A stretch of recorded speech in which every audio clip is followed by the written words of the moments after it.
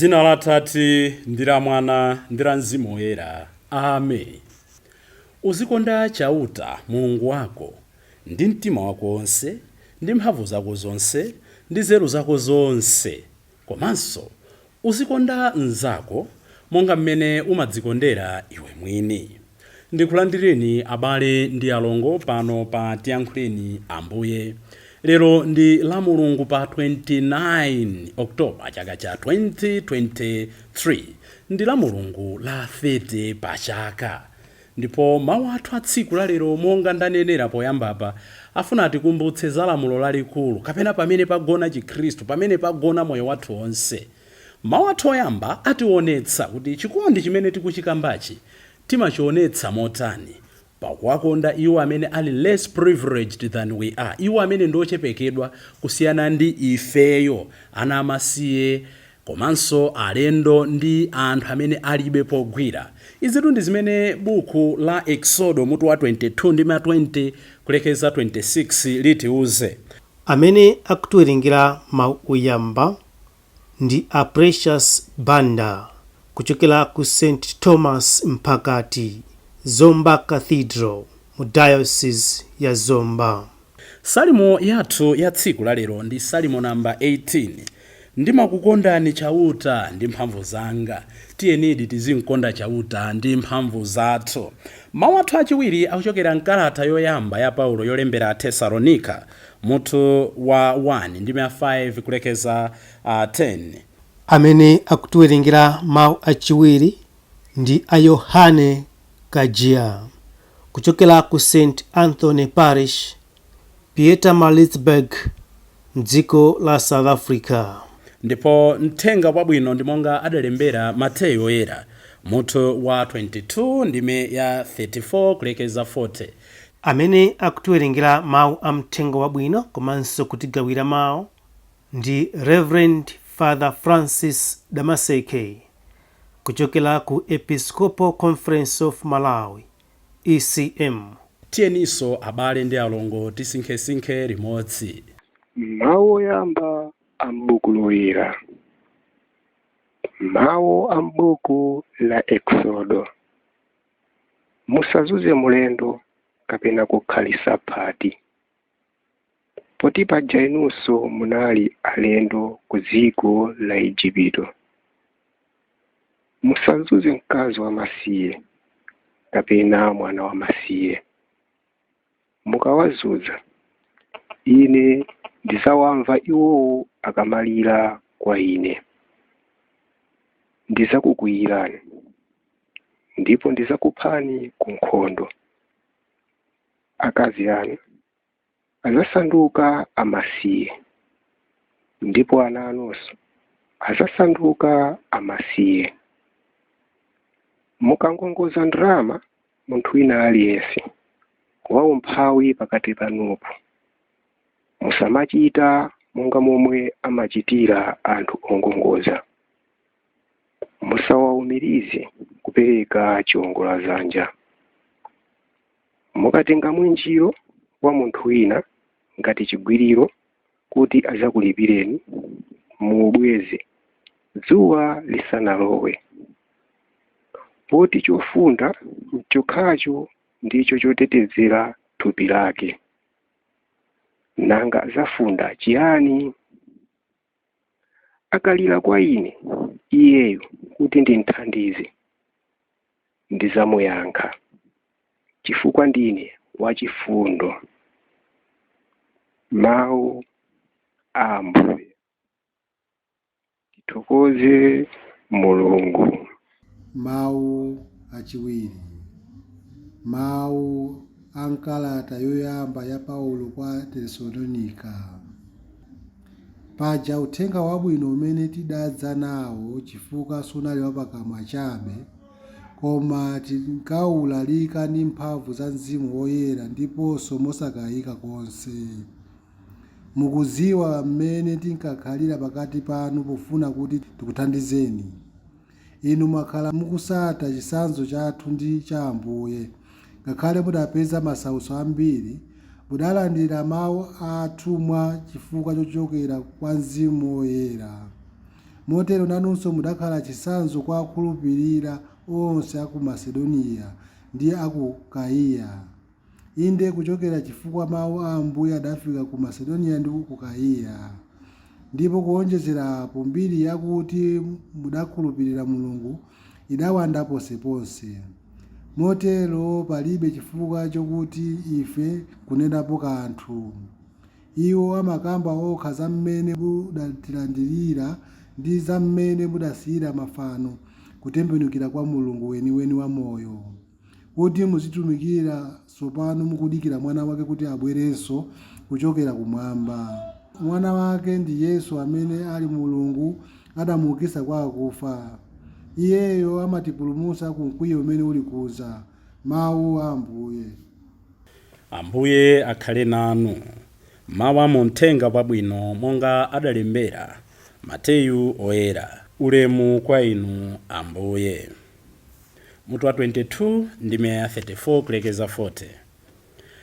Afarisi atamva kuti Yesu adatsutsa Asaduki adasonkhana. Tsono mmodzi mwa iwo, katswiri wa malamulo, adamfunsa Yesu funso kuti amtape mkamwa.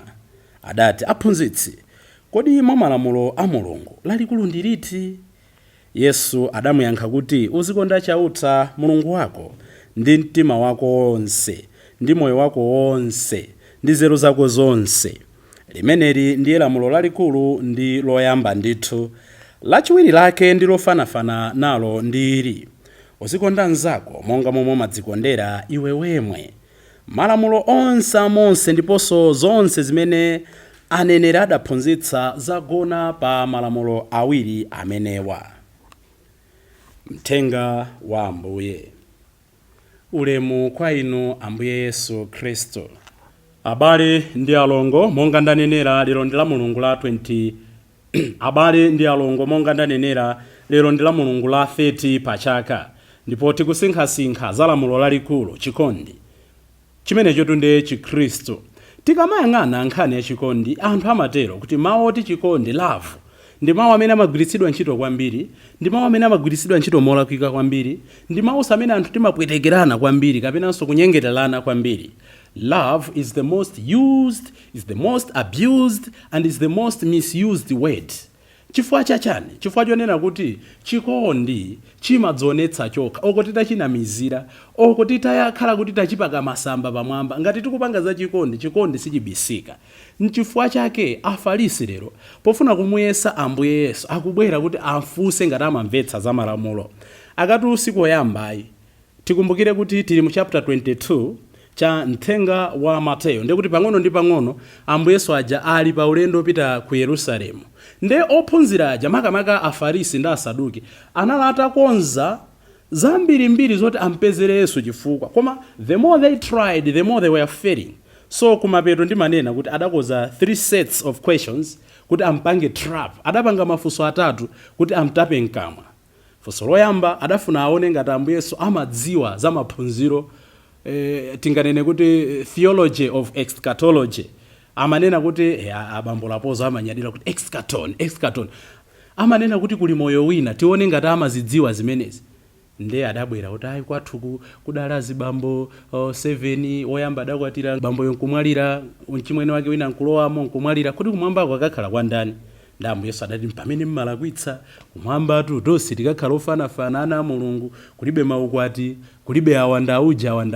Ataona kuti meneja agwanayo, sabata yatha kukanakhala kuti tilibe mawu achibalalitso aja, mthengo umene unawerengedwa ngakhale pano pati yankhule na Ambuye. Anabweranso ndi funso lina, kodi nkoyenera kukhoma msonkho kapenayi? With that question amafuna amuyese kuti amamvetsa bwanji Yesu pakati pa state komanso religion, nkhani yachipembedzo ndi boma. Amafuna amuombetse miti kwa akulu a boma.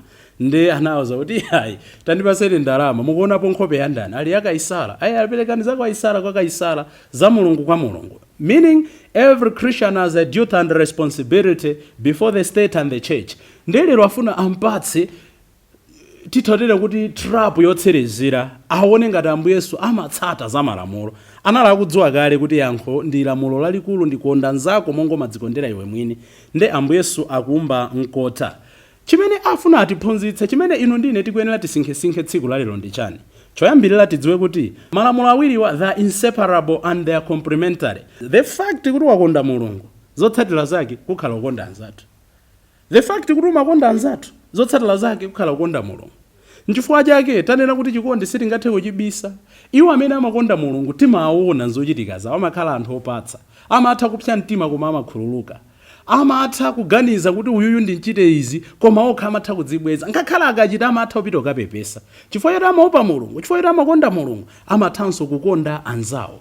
Ndipo ife amene timanamizira kuti timakonda Mulungu timaonekanso mmene timakondera anzathu. The two are inseparable but they are complementary. In effect, njira imene timaonetsa kuti ndife Khristu ndi pakukonda anzathu. Njira imene timaonetsa kuti timakonda Mulungu ndi pakukonda anzathu. Nchifukwa chake mawu oyambaja atiwonetsa kuti nde tingayike bwanji in practice zimene tikunenazi. Fatu timayimba konda iwe konda konda, koma timazionetsa bwanji tsopano ikakhala nkhani ya ma practicals.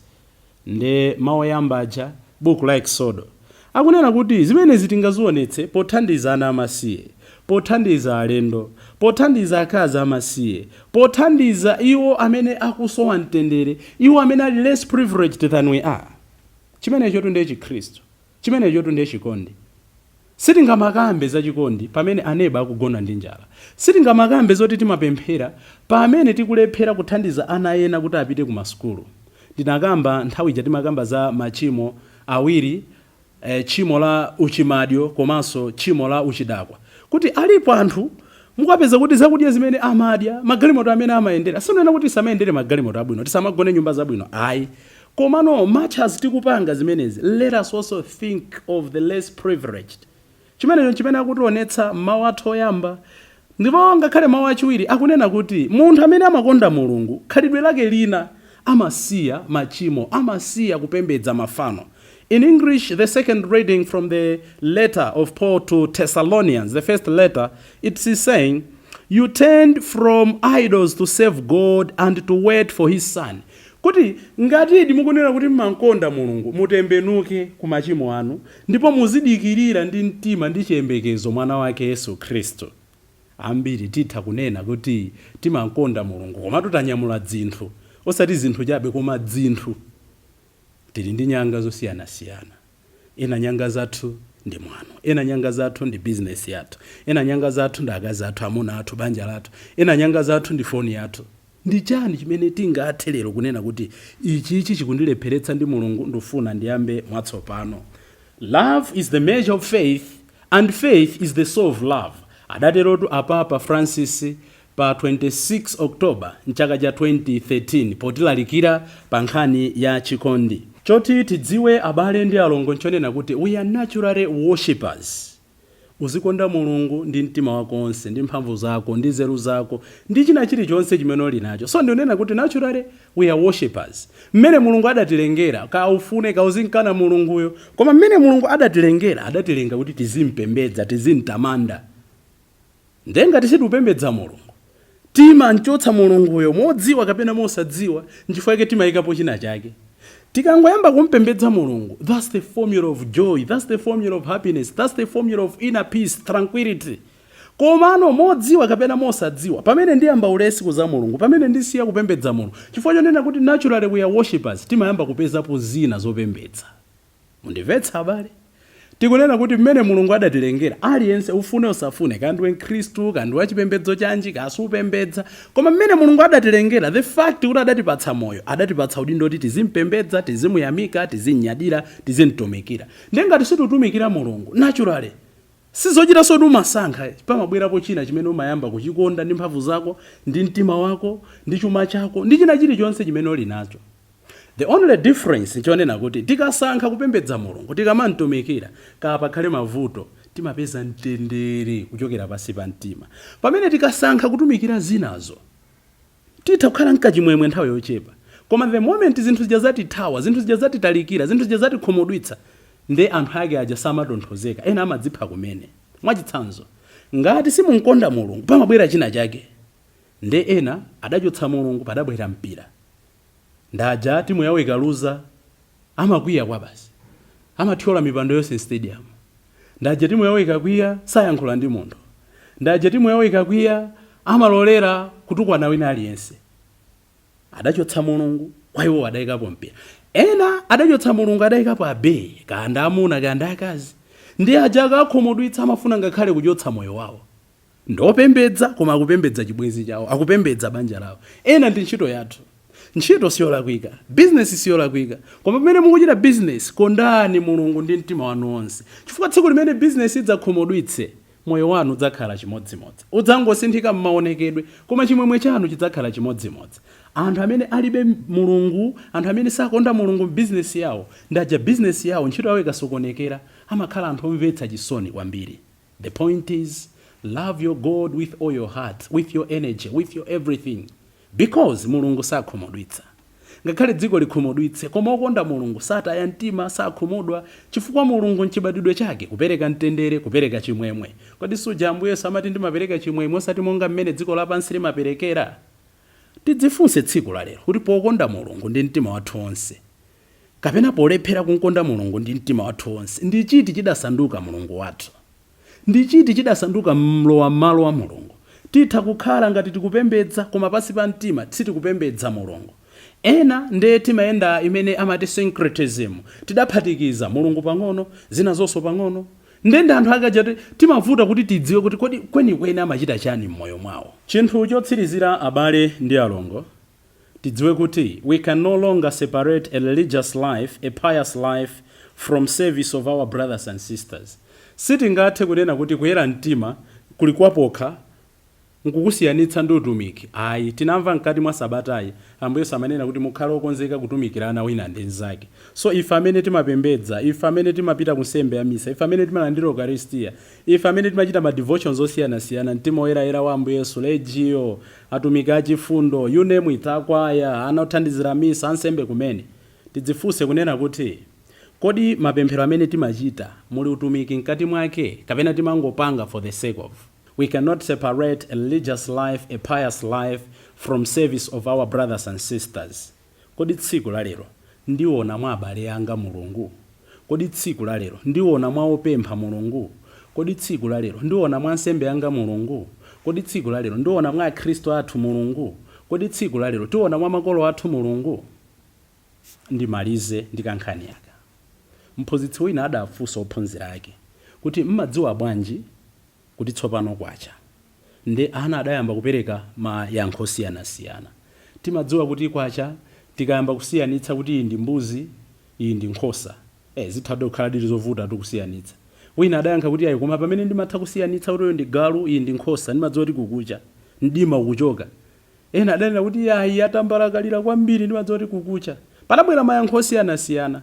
Mphunzitsi adanena kuti mwayesetsa koma nonse palibe amene wapereka ansara yofikapo. Ndi adamufunsa aja kuti kodi inuyo Sara tingadziwire chani kuti mdima watha? Ndi Sara adanena kuti mudzadziwa kuti kwacha pamene mudzatha kuona nkhope ya m'bale wanu mwanzanu, pamene mudzatha kuona mchemwali wanu mwanzanu, pamene mudzatha kuona mchimwene wanu mwanzanu. In other words, the only sign that darkness has gone and it's morning, or light has engulfed the world, or that light is learning, is the moment where you are able to recognize the face of your brother in your neighbor, the face of your mother in your neighbor, the face of your sister in your neighbor. Lero Ambuye Yesu akuti tikhale mtumiki kwa wina ndi nzake potsimikiza za lamulo la chikondi. Timkonde ndi mtima wonse ndi mphamvu zonse ndi china chilichonse chimene tili nacho. Potero tikutsata formula ya chimwemwe, tikutsata formula ya mtendere. Ambuye atithandize tsiku la lero kukhala anthu achikondi, tichoke pa mzere ongonena tiyambe mzere wakuchita. Dzina la Tate, ndi la Mwana, ndi la Mzimu Woyera. Amen.